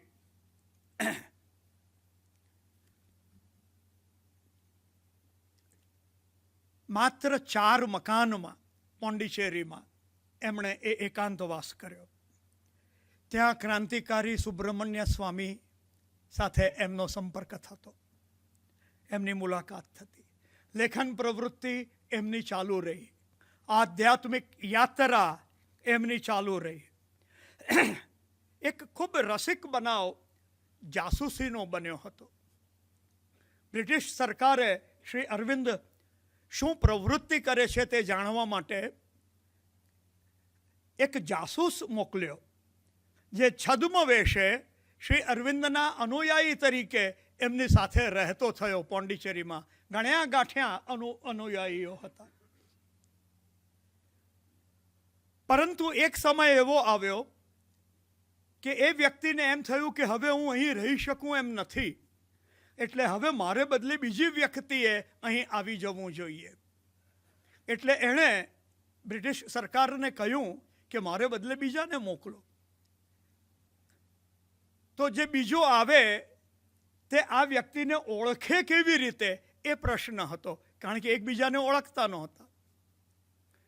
તો પેલાએ કહ્યું કે હું મારા માથાના બધા વાળ કપાવી નાખું, હું ટાલ કરાવી દઉં, એટલે પેલો મને ઓળખી લેશે. શ્રી અરવિંદની સાથે રહેનારાઓમાં એ જે જાસૂસ હતો, તેણે જે દિવસે ટાલ કરાવી તે જ દિવસે બીજા એક અનુયાયીને એવી પ્રેરણા મળી કે તું ટાલ કરાવી દે. એટલે તેણે પણ પોતાના બધા વાળ માથા પરથી ખાલી કરી દીધા. હવે પેલો જે જાસૂસ હતો તેને થયું કે આ બધાને ખબર છે કે હું જાસૂસ છું, શ્રી અરવિંદને ખબર છે કે હું જાસૂસ છું. એ શ્રી અરવિંદને ચરણે ઝૂકીને પ્રણામ કરીને કહે છે કે મને માફ કરજો. શ્રી અરવિંદ કહે છે કે તું જા.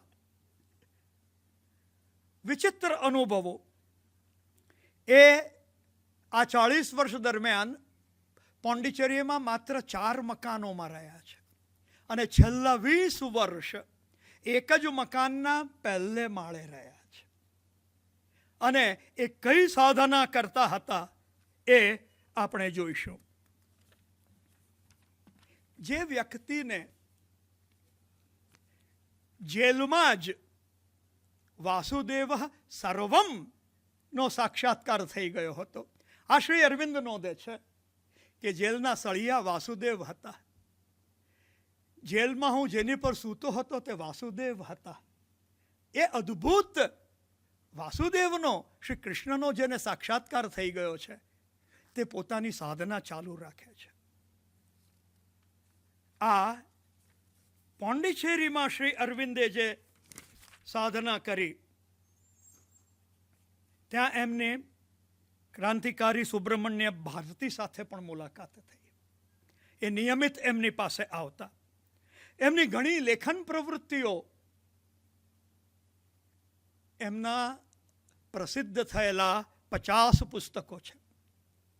ખરેખર 50 કરતાં એક્ઝેક્ટ એમના લાઈફમાં એમની ઓથરશિપ હેઠળ પ્રકાશિત થયેલા પુસ્તકો જો ગણીએ તો એ 101 પુસ્તકો છે, જે બધાનું સંકલન કરીને complete works of Shri Aurobindo પ્રકાશિત કરવામાં આવ્યું છે. તેના 36 વોલ્યુમ્સ છે. શ્રી અરવિંદે લેક્ચર આપ્યું હોય, કોઈએ નોંધ્યું હોય અને તે છપાયું હોય એવું નથી. આ બધું જ શ્રી અરવિંદે જાતે લખ્યું છે અને આપણને લેખિત આ વારસો આપ્યો છે.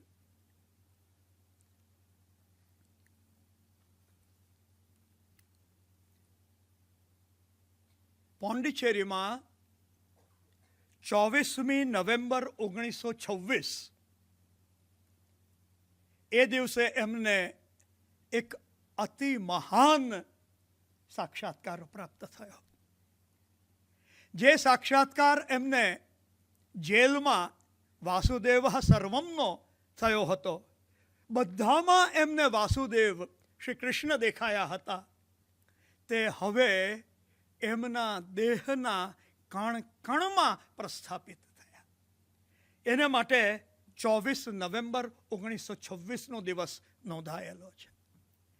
એ કૃષ્ણ કોન્શિયસનેસ, ધ ઓવરમેન્ટલ કોન્શિયસનેસ, એ એમના દેહના કણ કણમાં પ્રસ્થાપિત થયા.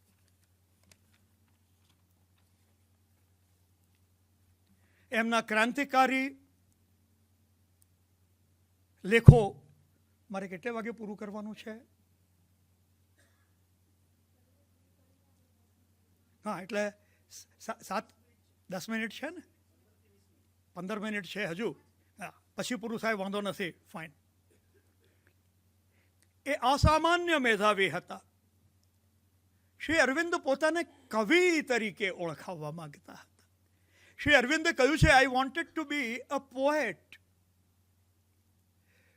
but people made me a revolutionary and I became famous as a revolutionary.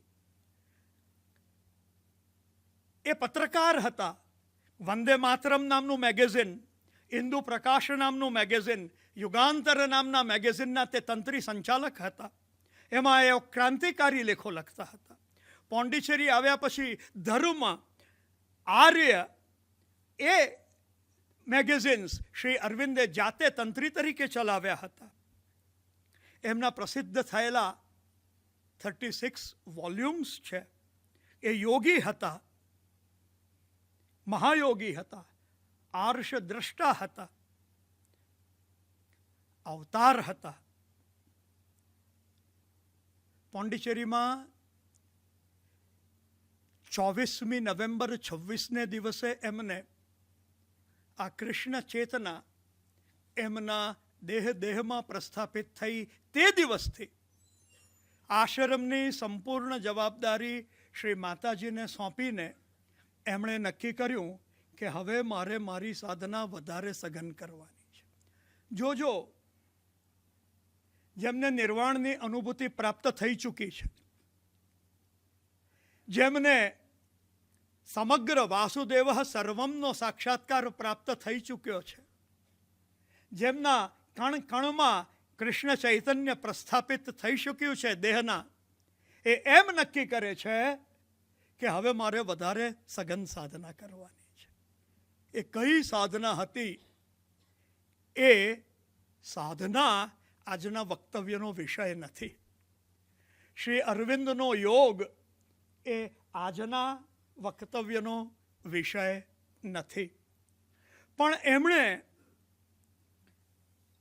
જે અમુક અસામાન્ય વાતો કરી છે એના અમુક પ્રસંગો આપણે સાથે સાથે જોઈએ. આ એમના પોંડિચેરીમાં નિવાસ દરમિયાનના ફોટોગ્રાફ્સ છે. અને આ એમના લેખનના એમણે અદ્ભુત લેખન કાર્ય કર્યું છે. મેં તમને કહ્યું તેમ એમણે કશું મોઢે કહ્યું નથી. વર્ષમાં 3 વખત પોંડિચેરીમાં સાધકને મળતા, બાકી પોતાના રૂમમાં રહેતા, અને 3 જ વખત દર્શન મળે, અને એ દર્શન મળે તે પણ લાઈનમાં એમની સામેથી પસાર થઈ જવાનું. જેણે જે પૂછવું હોય તે લેખિત પૂછવાનું ને તેનો લેખિત જવાબ મળે. એમના પત્રોનો સંચય એના 3 પુસ્તકો મોટા બહાર પડ્યા છે. તે જ વખતે એમની મુલાકાત શ્રી માતાજી સાથે થઈ પોંડિચેરીમાં. શ્રી માતાજી કોણ હતા એ પણ આજનો વિષય નથી. શ્રી માતાજી કઈ રીતે શ્રી અરવિંદને પહેલેથી જાણતા હતા એ પણ વાત આજના વિષયમાં આવતી નથી. શ્રી અરવિંદના લેખન કાર્ય અને શ્રી અરવિંદે કઈ રીતે એ 20 વર્ષની જુદી યોગ સાધના કરી તેના અમુક પ્રસંગો હું તમને કહીશ.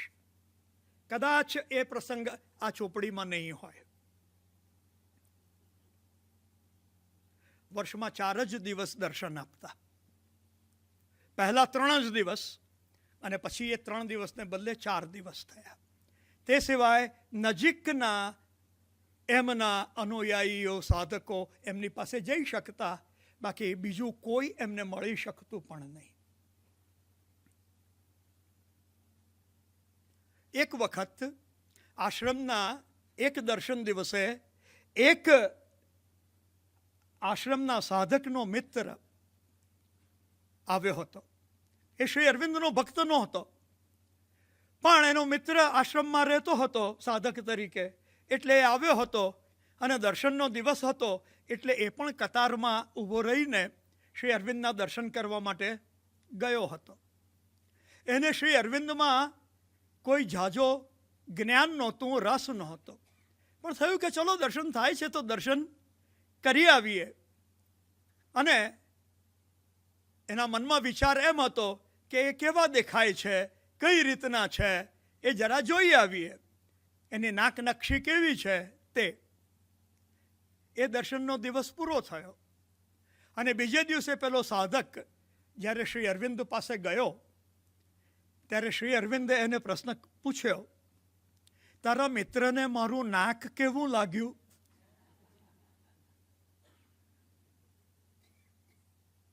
એમ કહે છે કે દર્શન દિવસે શ્રી માતાજી અને શ્રી અરવિંદ એક સાથે એક જ સોફા પર બેસતા અને દર્શન આપતા. આખા વર્ષમાં માત્ર 4 દિવસ એક સોફા પર શ્રી અરવિંદ અને શ્રી માતાજી બેસતા. બાકી શ્રી અરવિંદના ચેરની બાજુમાં નાની ચેર પર કે સ્ટૂલ પર શ્રી માતાજી બેસતા. આ દર્શનની વાત કહે છે શ્રી અરવિંદના અનિમેષ પલકારા માર્યા વગરની દૃષ્ટિ કોઈ અનંતનું દર્શન કરતા હોય તેમ સહેજ પણ હલનચલન કર્યા વગર કલાકો સુધી એ અવસ્થામાં બેસતા. માતાજી સ્માઇલ આપે, માતાજી જાણે તમને ઓળખે, એ રીતે વાત થતી. પણ એ છેતરામણી વસ્તુ હતી. શ્રી અરવિંદે જ્યારે આ વાત કરી કે તારા મિત્રને મારું નાક કેવું લાગ્યું. એક બીજો પ્રસંગ એવો છે એમના જીવનનો કે પોંડિચેરીમાં સખત વરસાદના દિવસો હતા અને વાવાઝોડા સાથે વરસાદ પડી રહ્યો હતો. શ્રી અરવિંદને પોતાના રૂમની બારીઓ બારણાઓ ખુલ્લા રાખીને કામ કરવાની આદત હતી.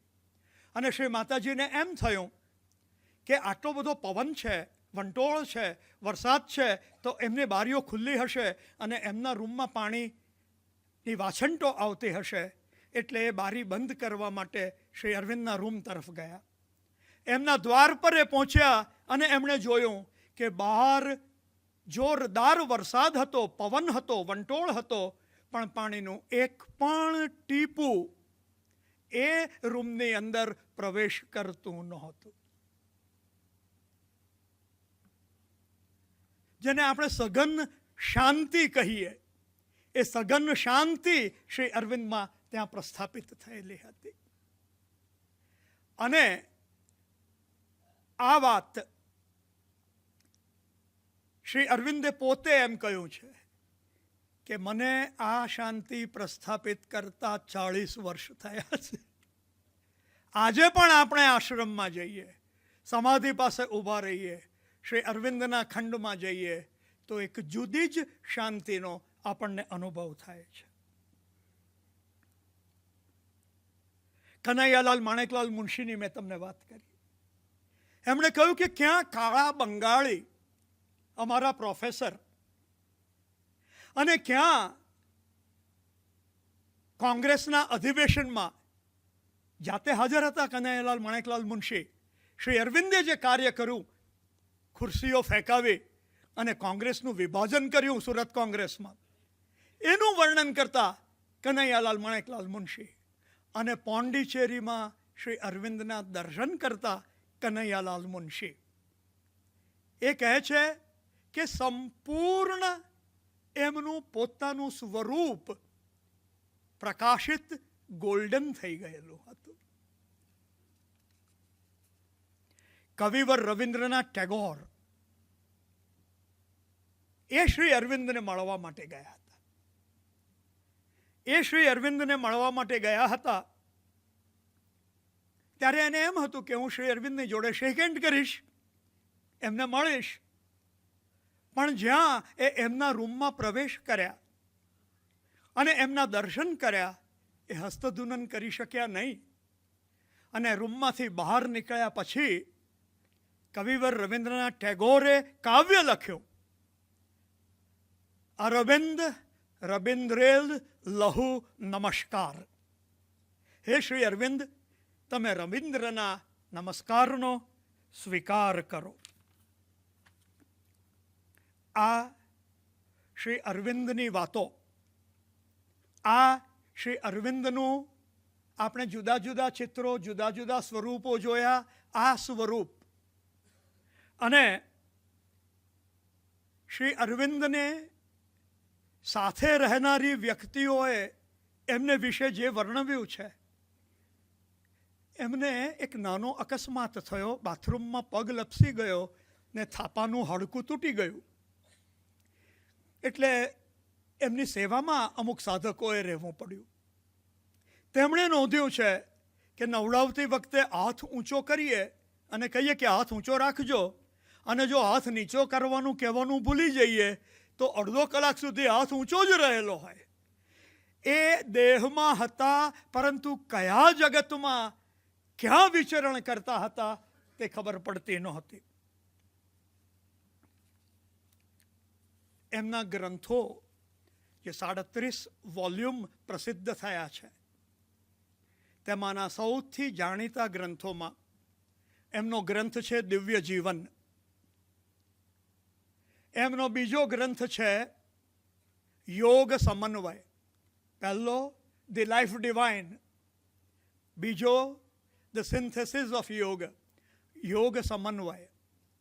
એવો જ ત્રીજો મહાગ્રંથ, મહાકાવ્ય, 24,000 પંક્તિનું મહાકાવ્ય સાવિત્રી, જેમાં શ્રી અરવિંદે સંપૂર્ણપણે આ 3 ગ્રંથોમાં જુદી જુદી રીતે પોતાના સંપૂર્ણ યોગનું વર્ણન કર્યું છે. એમ કહે છે અને એમ કહી શકાય કે લાઈફ ડિવાઇન ગ્રંથમાં Shri Aurobindo talks to your heart via your mind. તમારી બુદ્ધિને સાથે રાખીને તમારા આત્મા જોડે, તમારા હૃદય જોડે વાત કરે છે. જ્યારે સાવિત્રી ગ્રંથમાં એ સીધું તમારા આત્મા સાથે વાત કરે છે, નોટ વાયા માઇન્ડ. અને સિન્થેસિસ યોગ સમન્વયનો જે ગ્રંથ છે, એમાં એમણે પોતાના પૂર્ણ યોગનો સમન્વયાત્મક વિશદ વર્ણન આપણી સામે રજૂ કર્યું છે. તે ઉપરાંત એમણે વેદના શ્લોકોનું ભાષાંતર કર્યું. અગ્નિને ઉદ્દેશીને લખાયેલા ઋગ્વેદના તમામ શ્લોકો હિમ્સ ટુ ધ મિસ્ટિક ફાયર નામના ગ્રંથમાં એમણે અંગ્રેજીમાં પ્રત્યેક શ્લોકનું સંસ્કૃતમાંથી અંગ્રેજી ભાષાંતર કર્યું છે. ઉપનિષદ 10 મુખ્ય ઉપનિષદોનું એમણે સંસ્કૃતમાંથી અંગ્રેજીમાં ભાષાંતર કર્યું છે અને વિશદ ટીકા પણ લખી છે. એસેઝ ઓન ધ ગીતા, શ્રીમદ ભગવત ગીતાની ઉપર એમણે એક મોટો ગ્રંથ લખ્યો છે, ગીતા નિબંધો એ નામથી. તે ઉપરાંત એમણે the foundations of Indian culture, ભારતીય સંસ્કૃતિના પાયા, એ વિષય પર ગ્રંથ લખ્યો છે. ધ હ્યુમન સાયકલ, માનવ વિકાસ ચક્ર, એ વિષય પર ગ્રંથ લખ્યો છે.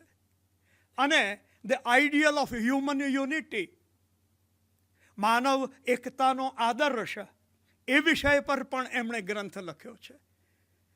અને એમના પત્રોનું સંકલન 4 વોલ્યુમમાં થયું છે. અને સાધકોને માર્ગદર્શન આપતા એમના લેખો આ સમગ્ર 37 વોલ્યુમ્સ અત્યારે ઉપલબ્ધ છે. મેં એમાંના અમુક મુખ્ય તમને કહ્યા છે. આ શ્રી અરવિંદ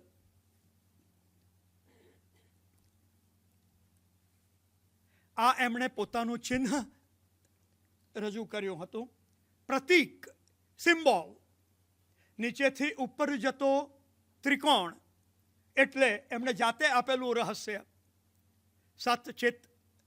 ઉપરથી અવતરતો ત્રિકોણ એટલે સતચિત આનંદ. નીચેથી ઉપર જતો ત્રિકોણ લવ, લાઇટ એન્ડ ડિલાઇટ. વચ્ચેનું ચોરસ પરફેક્ટ મેનિફેસ્ટેશન. પાણી કોન્શિયસનેસ અને લોટસ અવતાર. શ્રી અરવિંદને જાણવા, સમજવા ખૂબ કઠિન છે.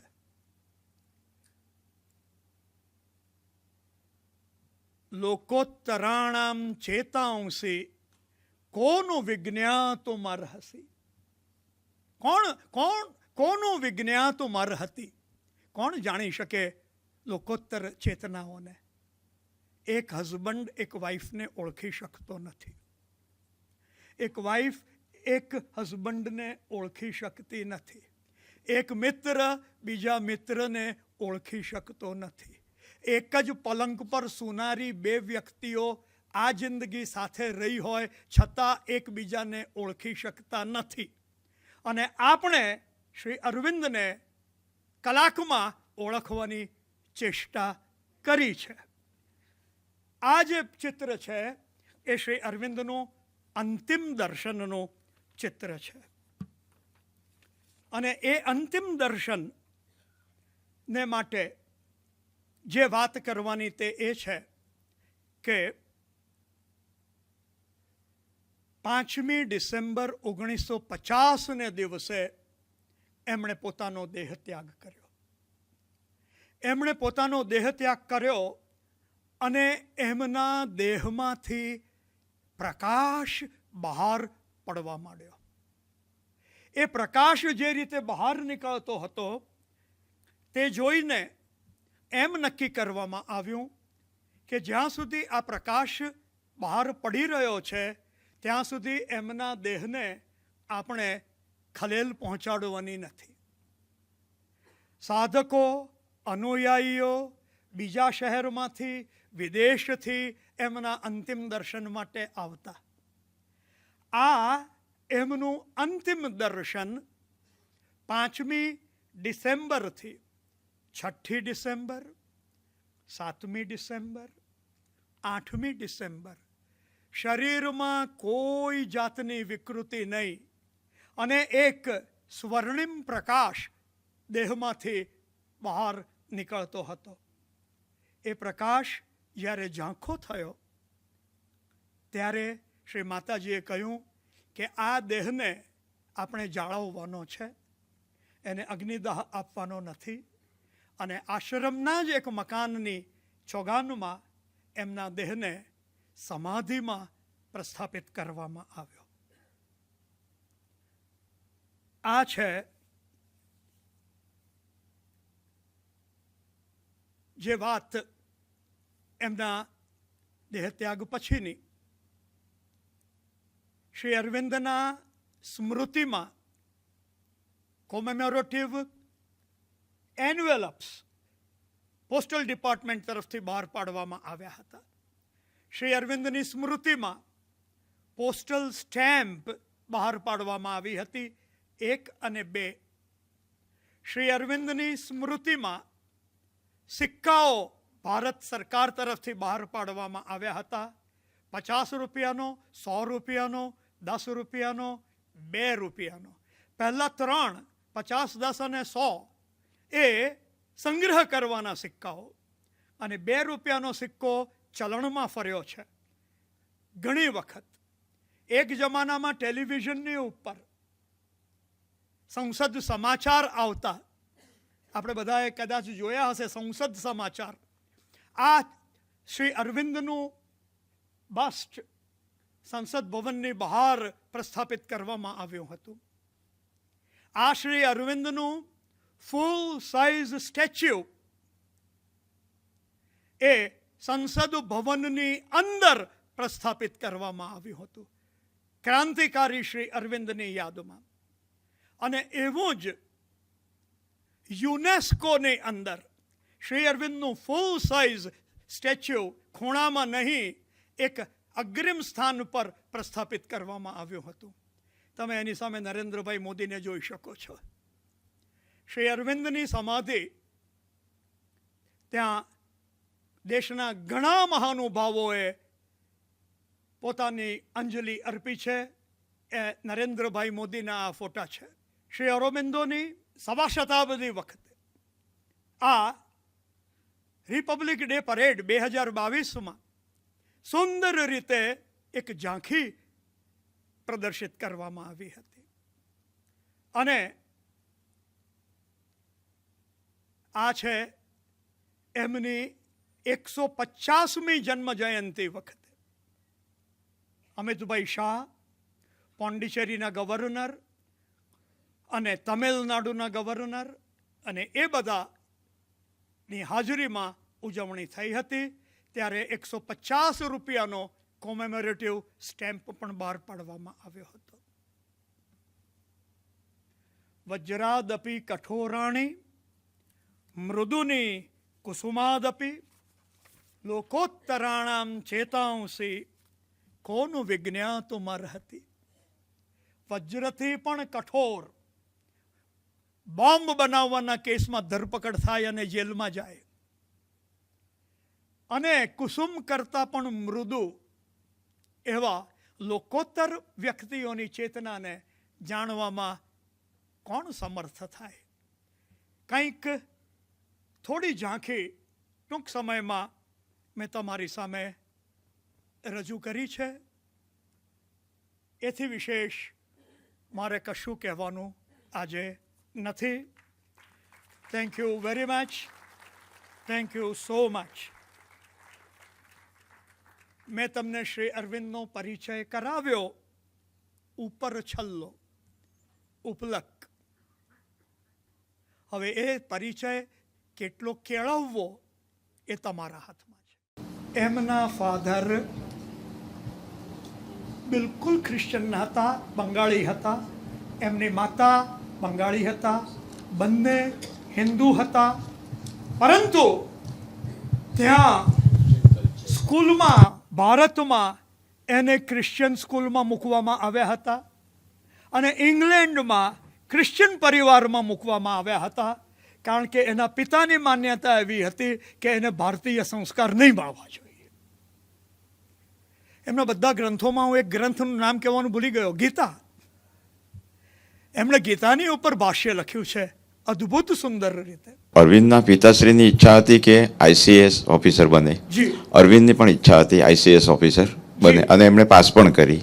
પરંતુ એમણે શું વિચાર આવ્યો કે એમણે પછી ઘોડે સવારીની પરીક્ષા આપવાનું ટાળ્યું જ, એ આપ કહેશો? અને બીજું કે મહર્ષિ અરવિંદે આપણે જેમ કહ્યું કે ટાગોરજીની મુલાકાત થઈ હતી, તે મહાત્મા ગાંધીજીની મુલાકાત એમની સાથે થઈ હતી કે નહીં?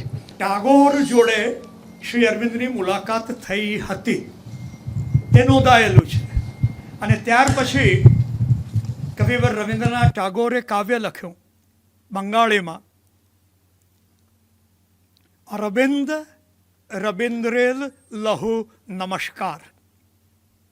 કવિવર રવિન્દ્રનાથ ટાગોરને એમ હતું કે હું એનું હસ્તધૂનન કરીશ, એમને મળીશ, પણ એ કરી શક્યા નહીં. પણ એમણે પછી આ કાવ્ય લખ્યું કે હે શ્રી અરવિંદ, રવિન્દ્રના તમે નમસ્કાર સ્વીકાર કરો. આ કવિવર ટાગોરની વાત.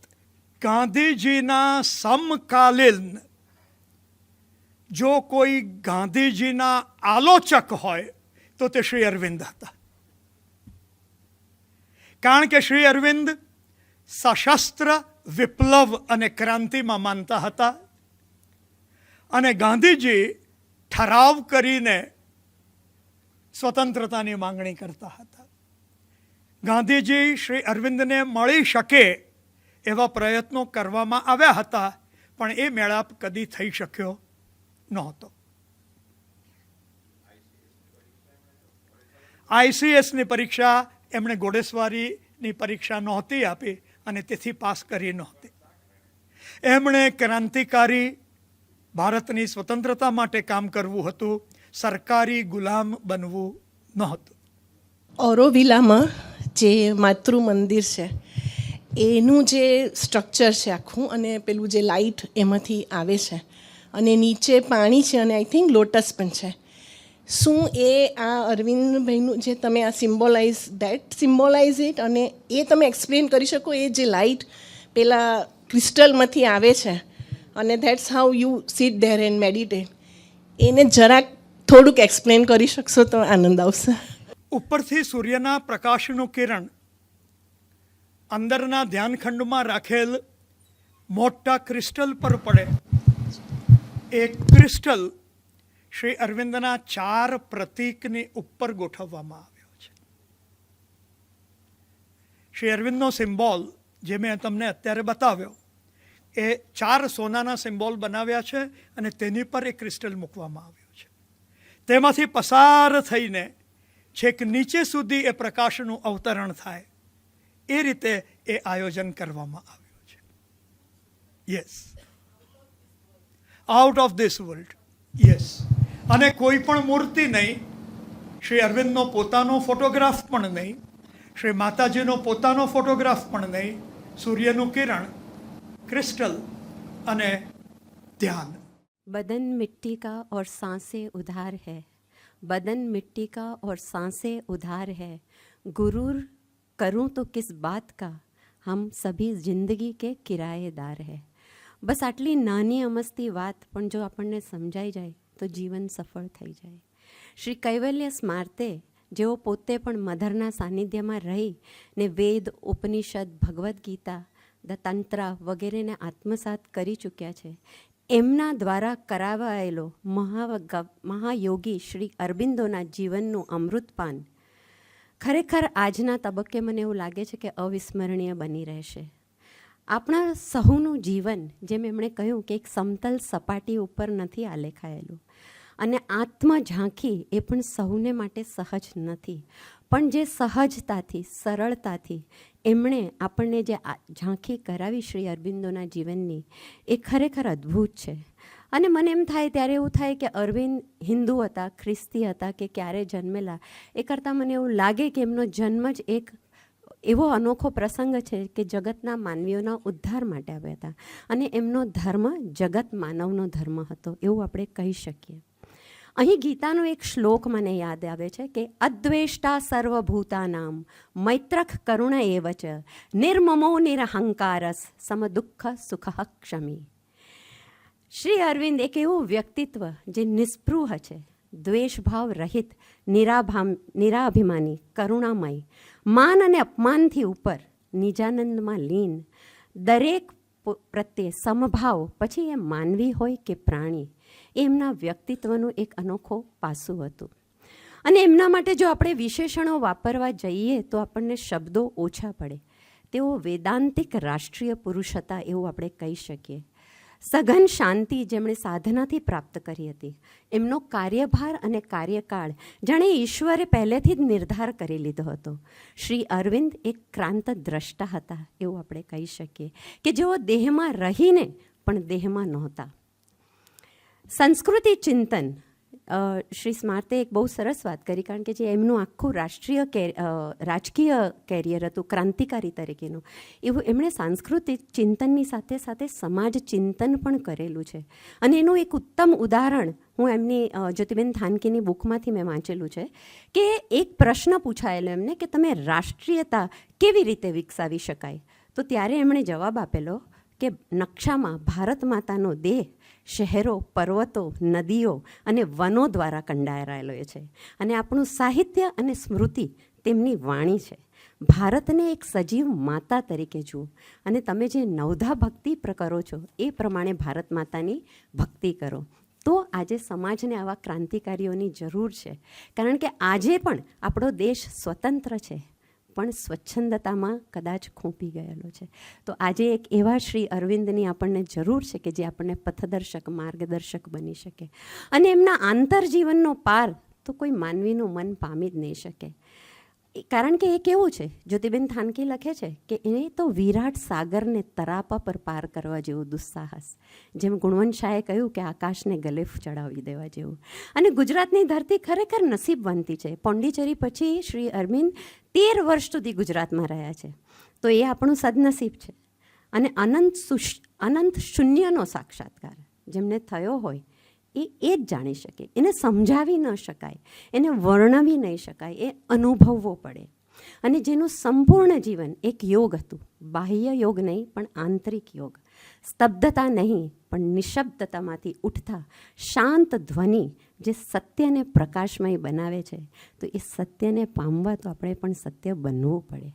આવી મહાન વિભૂતિનો શાબ્દિક અને આધ્યાત્મિક પરિચય કરાવવા માટે શ્રી કૈવલ્ય સ્માર્ટનો આપણે આભાર માનીએ એટલો ઓછો છે. અને આજે મને એવું લાગે કે મદ્રાસ એક્સપ્રેસ નહીં પણ ગુજરાત એક્સપ્રેસ પોંડિચેરી પહોંચી ગઈ. અને એટલે જ જે તમે કહ્યું એમ કે કોઈને ઓળખવા, જાણવા અને સમજવા અઘરું છે, પણ આજે એ અઘરી વસ્તુ તમારા વક્તવ્યથી ખરેખર થોડી ઘણી સરળ બની.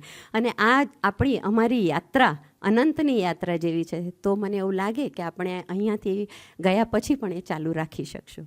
અને આખા એ કાર્યક્રમમાં આભાર આપણે દરેક વખતે માનીએ છીએ એવા આપણા વોલેન્ટિયરોનો આપણે આભાર માની લઈએ.